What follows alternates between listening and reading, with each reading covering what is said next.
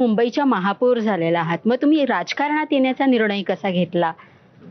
ही गेली 22 वर्षापूर्वीची गोष्ट आहे ही. मुळात माझा हा टॉकेटिव्ह स्वभाव, शिवाय मी माझ्या स्पोर्ट्समध्ये पण होती. स्टेट लेवलपर्यंत मी खो खो खेळलेली आहे शाळेमध्ये असताना. आणि मला खूप मैत्रिणी, मी एकटी राहू शकत नाही. मला अशा मैत्रिणीच्या घोळक्यात नेहमी बसायला आवडायचं आणि खूप मला बोलायला आवडतं. त्यामुळे हा स्वभाव.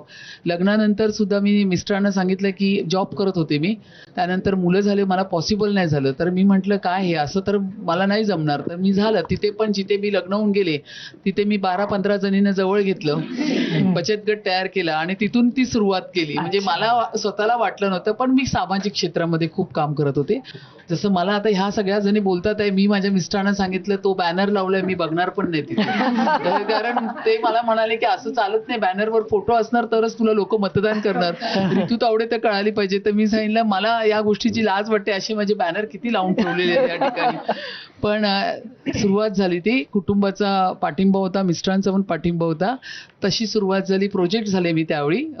त्याच्यानंतर 2012 लढवले मी भारतीय जनता पक्षातून आणि तिथून जो राजकीय प्रवास सुरू झाला आणि मला पण माझ्या महिलांचे सगळे प्रश्न हाताळण्यासाठी एक चांगला प्लॅटफॉर्म मिळाला. याला जोडूनच माझा प्रश्न आहे तुम्हाला की राजकारण हे सोपं क्षेत्र नाहीये, ऍक्च्युली जोखमीचं आहे आणि तेवढंच वेळ खाऊ पण आहे. कौटुंबिक जबाबदाऱ्या सांभाळून राजकारण करणं खरंच किती कठीण आहे?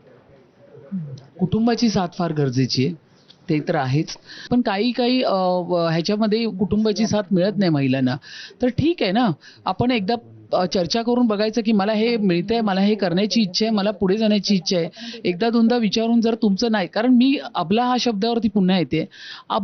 अबला स्त्री, सहन करते स्त्री, हे सगळे तुमच्या डिक्शनरीतून काढून टाका.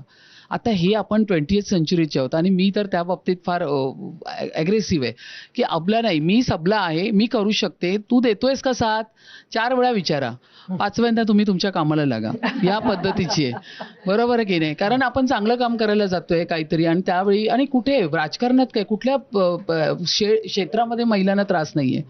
मग तुमचंही क्षेत्र असू दे, नोकरीचं क्षेत्र असू दे, बिझनेस वुमन असू दे, सगळ्या ठिकाणी त्रास असतो.